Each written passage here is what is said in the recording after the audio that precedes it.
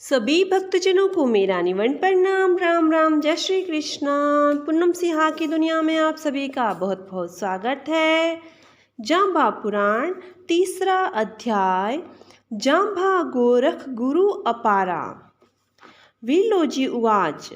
हे गुरुदेव, सम्राटल पर विराजमान होकर जंबेश्वर जी ने गुरु पदवी धारण कर ली और भगवी टोपी चोला पहन लिया। बिश्नोई पंथ की स्थापना श्री देव ने यहीं पर की थी। यह बात तो बहुत प्रसिद्ध है तथा मुझे ज्ञात भी है, किंतु मैं जानना चाहता हूँ कि जम्बूजी स्वयं समर्थ होते हुए भी अन्य किसी अवधूत योगी को गुरु धारण किया था या नहीं। यदि किसी को भी गुरु धारण नहीं किया, तब गुरु धारण करने की परंपरा को लोप कैसे कर सकते हैं। वो मोह स्वयं राम कृष्ण के साक्षात अवतार थे। मर्यादा पुरुषोत्तम कैसे मर्यादा तोड़ सकते हैं। जब समय ही गुरु धारण नहीं करेंगे तो दूसरों को कैसे कह सकते हैं, पहले क्रिया आपे कमाइए तो ओरा ने फेरे माइए। यह तो निश्चित ही है कि जाम्बूजी ने भगवा वस्त्र धारण किया था। भगवी टोपी सम्राथल आयो। उन्होंने स्वयं ही कहा है, हमारी परंपरा रही है कि गुरु मंत्र और भगवा वस्त्र किसी सतगुरु से ही धारण किया जाता है।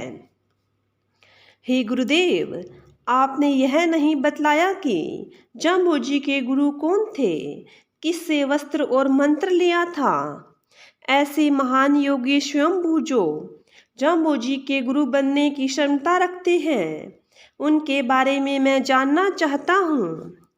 किस गुरु की परंपरा एवं सिद्धांत को जंबेश्वर जी ने आदर दिया था। नाथोजी उवाच। हे शिष्य, तुमने यह बात ठीक पूछी है। मैं अपनी समझ और आज्ञा अनुसार तुझे बतलाने का प्रयास करूँगा। वैसे तो घायल की गति घायल ही जाने, जो कोई घायल होए। उनकी गति तो वही जान सकता है, हम जानने में असमर्थ हैं। यह गुप्त बात है शिष्य। जंबेश्वर जी की सम्राटल पर ही किसी योगी से भेंट हुई। वह योगी अवधूत कौन था, ठीक से उसके बारे में जानने में मैं समर्थ नहीं हो सका, किंतु हमारा यह विश्वास है कि वे तो गोरखयती ही थे। हालांकि गोरखयती उनसे कई सौ वर्ष पूर्व हुए थे, फिर भी अवधूत योगी की माया बड़ी ही विचित्र होती है। उन सिद्ध पुरुषों के बारे में ठीक से कुछ भी नहीं कहा जा सकता कि वे कौन थे, कब हुए। हे शिष्य, मैं भी सदा उनके साथ रहने वाला इस वार्ता के बारे में पूछ नहीं सका, तथा न ही किसी अन्य भक्त ने मेरे सामने यह प्रश्न पूछा। मैं तो सदा ही अपने गुरुदेव से ही संतुष्ट था, कभी पीछे जाने की इच्छा ही उत्पन्न नहीं की। पता नहीं क्या कुछ जादू था, जो दृष्टि एकाग्र हो जाती थी। इधर उधर की बातें अंदर से जागृत ही नहीं होती थी। मैं तुम्हें इस विषय में प्रत्यक्ष श्रवण की बात तो नहीं बता सकूंगा, किंतु तुम्हें अपने अनुभव की बात अवश्य ही बता रहा हूँ। जाम्बूजी ने स्वयं ही कहा है, मेरे गुरु जो दीनी ही शिक्षा, सर्व आलिंगन फेरी ही दीक्षा। जान अजान बहिया हा, जब जब सर्व आलिंगन मेटे है तब तब। इससे यह पता चलता है कि जाम्बूजी ने अपने गुरु का स्पष्ट संकेत दिया है। वह गुरु उस गोरख से बढ़कर कोई नहीं हो सकता था। अवश्य ही गोरखयती कई सौ वर्ष पूर्व हुए थे, किंतु योगी लोग तो सदा ही योगी बने रहते हैं। जाम्बूजी ने कहा है, जुगा जुगा को जोगी ही आयो, बैठो आसन धारी। मैं तो युगों युगों का योगी हूँ, यही सम्राटल पर आसन लगाकर बैठा हूँ। जोगी सो तो जुग जुग जोगी, अब भी जोगी ही सोई। योगी होगा तो युगों युगों तक योगी ही रहेगा। अब भी योगी ही है, तथा अन्यत्र भी गोरखयति के बारे में कहा है। तवा जाग जुगोरख है जाग्या निरह निरंजन निरह निरालभ जुग 3601 के आसे न बैठ्या बरत्या और भी अबदू जागै तय जागू। इस संसार में अनेक योगी जागृत हुए हैं, किंतु जितने जागृत पुरुष गोरख हुए उतना कोई नहीं हुआ। गोरखयति जो स्वयं निरह निराकार निरंजन निराधार भगवान विष्णु स्वयंभू है, संपूर्ण सृष्टि उनके देखते ही देखते व्यतीत हो गई, किंतु वो नहीं सोए। उनके सोने का अर्थ है कि संपूर्ण सृष्टि का ही प्रलय हो जाना। 36 युगों में वे गोरख जाग रहे हैं, 36 युगों से वे गोरख जाग रहे हैं। उनके अतिरिक्त तो कुछ भी अवधूत जागृत हुए हैं, कुछ ही अवधूत जागृत हुए हैं, किंतु उनकी बराबरी कोई नहीं कर सका है। जितने भी संत मत के अवधूत हुए हैं, गोरख सभी के शिखर पर है। सभी ने ही गोरख के ही सिद्धांत को ग्रहण किया है। ऐसे गोरखयति को गुरु रूप में जम्बेश्वर जी ने स्वीकार किया है, तो कोई आश्चर्य नहीं है। कई वर्ष पूर्व की बात तो सामान्य जनों की बात है। वे गोरख तो अजर अमर अविनाशी हैं। सभी ऋषि सूत्रकार इस बात का समर्थन कर रहे हैं। यथा योग शास्त्र में स्पष्ट लिखा है, अपरिनिर्मित वर्तिन है पर परिनिर्मित वश वर्तिष्यति सर्वे संकल्प सिद्धा आणिमाध्ये श्रवापन्ना कल्पायुषो उपादिक देहा। अर्थात योगी अपनी इच्छा से शरीर धारण कर लेते हैं। वे सत्य संकल्प होते हैं, जैसा चाहे वैसा रूप बना लेते हैं। माता पिता के संयोग के बिना ही अपने संकल्प से जैसा चाहे वैसा रूप धारण करने में समर्थ है, क्योंकि उनके पास अणिमा आदि अष्ट सिद्धियां होती हैं। वे अपनी दिव्य देही धारण करके जन साधारण के साथ संकल्प संपर्क वार्तालाप कर सके। ऐसे ही थे गोरख योगी। वे अपनी सिद्धि से मृत्यु को भी जीत लेते हैं। 100-200 वर्षों की तो बात ही क्या है, ब्रह्मा जी की आयु के बराबर जीवन जी सकते हैं। वैशेषिक दर्शन में महर्षि कणाद ने लिखा है, संत्य योनिजः अर्थात अयोनिजा बिना गर्भ से उत्पन्न हुए भी योगी शरीर धारण करते हैं। कपिल देव ने सांख्य में लिखा है, उष्म जांड जजरायु जो भिदज सांकल्पिक सांसिद्धिकम चिंती न नियमम है। अर्थात उष्मज अंडज जरायुज उद्भिज सांकल्पिक जो योगी अपने संकल्प मात्र से देह रच लेते हैं, और सांसिद्धिक ये 6 प्रकार की सृष्टि होती है। इस प्रकार हमने देखा कि प्राचीन ऋषियों ने योगी के लिए, सिद्ध पुरुषों के लिए किसी भी प्रकार का प्राकृतिक बंधन नहीं बनाया है। इस दृष्टि से देखा जाए तो कई 100 वर्ष पूर्व में गोरखयति होते हुए भी सम्राट तलपर जाम्बोजी से भेंट करने हेतु आए थे। समय जाम्बोजी ने गोरख जी को गुरु की पदवी से विभूषित किया है। जाम्बा गोरख गुरु अपारा, गोरख को अपने तथा स्वयं से ही उच्च पद पर आसीन किया है। अन्यत्र शब्दों में भी कहा है, गोरख लो गोपाल लो। गोरख की गोपाल कृष्ण से तुलना की है। आप चाहे गोरख को ग्रहण करो अपनाओ अथवा गोपाल कृष्ण को अपनाओ, ये दोनों ही ग्रहण करने योग्य हैं। जम्बेश्वर जी ने गोरख को आदिनाथ पद से विभूषित किया है। आधुनिक नाथ जो गोरख के नाम से पाखंड करते हैं, वे कतई स्वीकार्य नहीं हैं। गोरख हटड़ी ही धोके ते पण रया ईवाणी। गोरख के धुने पर जाकर धोख लगाने से तुम गोरख नहीं बन जाओगे। कहा भी है, गोरख दीठा सीधे न होइबा पोह उतरबा हा पारूं। गोरख के दर्शन मात्र से तुम सिद्ध नहीं हो सकते। गोरख द्वारा बताए हुए मार्ग पर चलोगे तो सिद्धि को प्राप्त हो सकते हो, अपने गंतव्य स्थान पर पहुंच सकोगे। कलश पूजा में स्वयं जम्बदेव जी कहते हैं, थरपना थापी बाले निरंजन गोरख जति। सर्वप्रथम कलश की स्थापना करने वाले तो सृष्टि के आदि में सदा बाल्यावस्था में रहने गोरखयति ही थे, जो निरंजन माया रहित निराकार विष्णु ही थे। ऐसे विष्णु ही गोरखयति रूप में जाम्बोजी के गुरु थे। उन्होंने ही सम्राट थल पर जम्बेश्वर जी को भगवा वस्त्र प्रदान करके निवर्ती मार्ग में चलने की प्रेरणा देते हुए लोक मंगल का कार्य करने का सिद्धांत प्रदान किया था। जाम्बोजी ने उसी सिद्धांत के अनुरूप ही आगे का कार्य निर्धारित किया था। गोरख एवं जम्बेश्वर की वाणी में बहुत ही साम्यता है।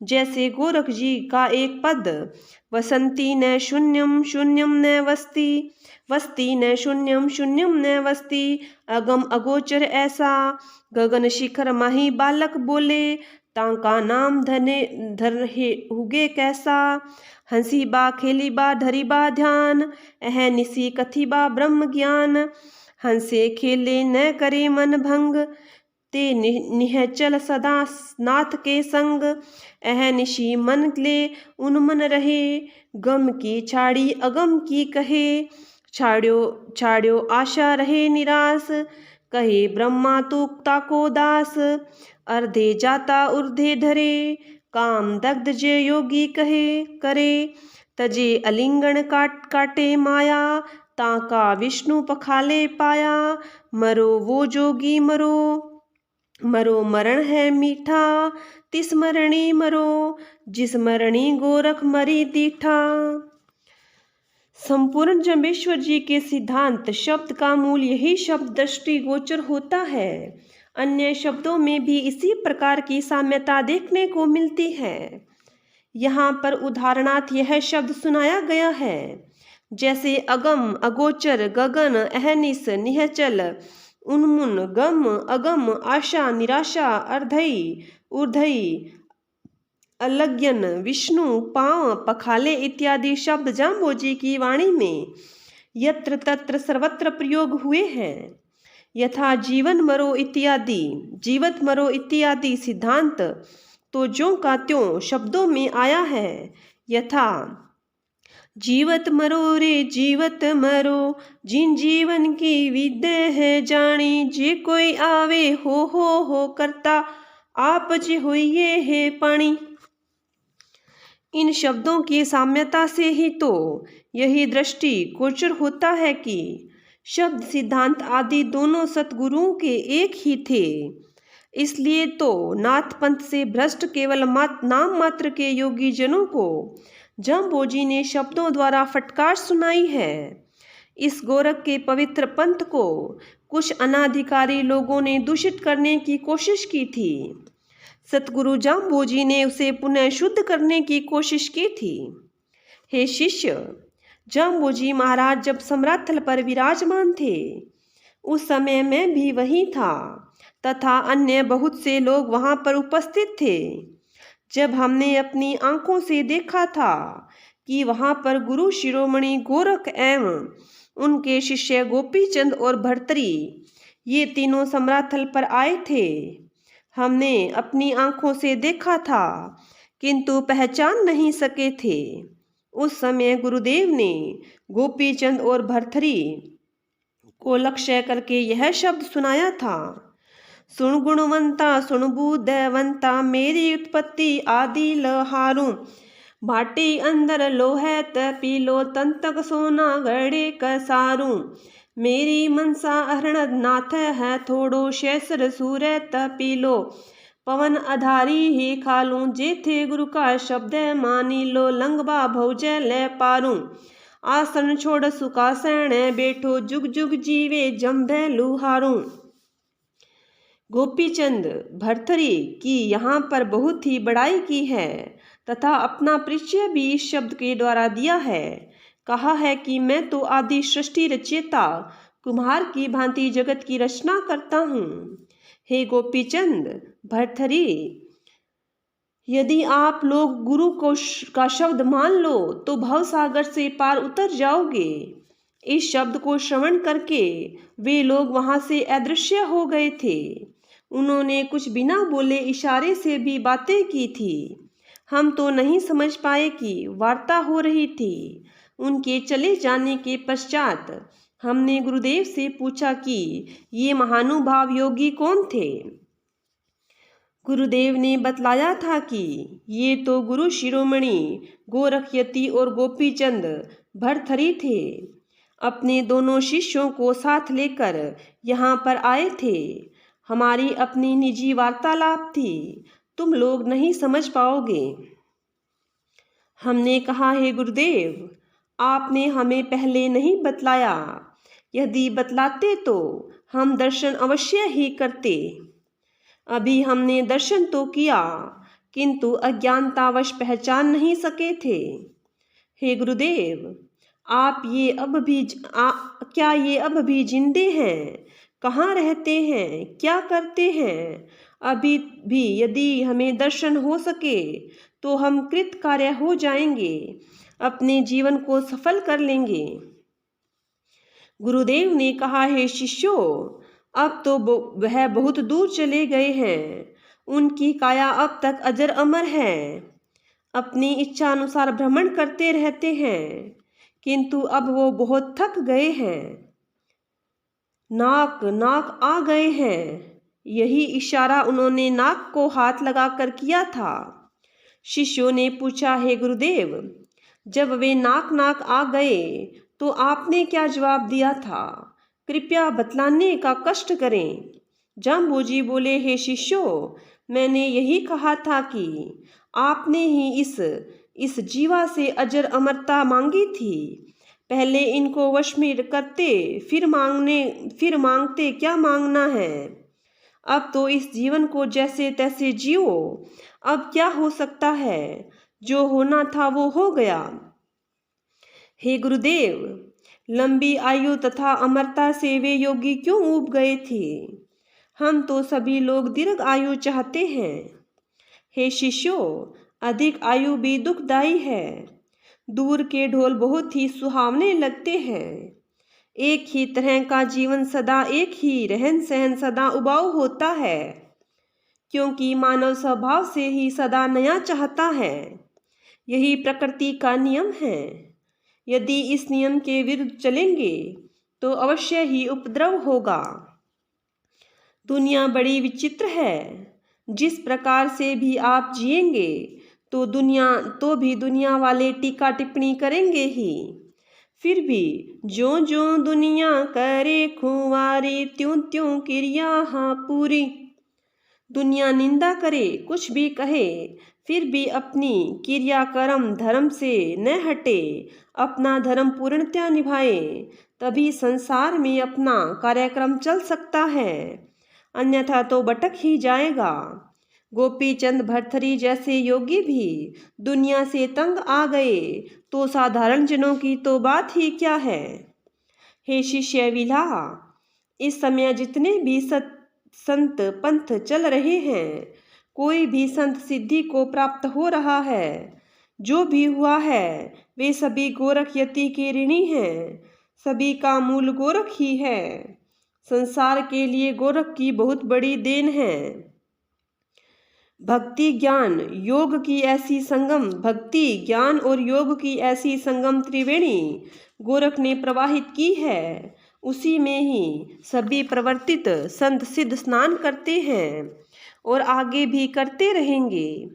मेरी समझ में यदि ऐसे गोरखपति भगवान विष्णु शिव स्वरूप को जम्बेश्वर जी गुरु भाव से मानते हैं तो इसमें कोई अनहोनी या आपत्ति नहीं है, किंतु वर्तमान में नाथ संप्रदाय गोरख को अपना गुरु कहते हैं, किंतु वैसा आचरण नहीं करते। इसलिए उन्होंने नाथ जी को दूषित कर दिया है। इसी विचार से जाम्बोजी ने नाथ संप्रदाय का खंडन किया है। गोरखनाथ जी की तो बहुत ही प्रशंसा की है। बोलिए गुरु जम्बेश्वर भगवान की जय हो। बोलिए विष्णु भगवान की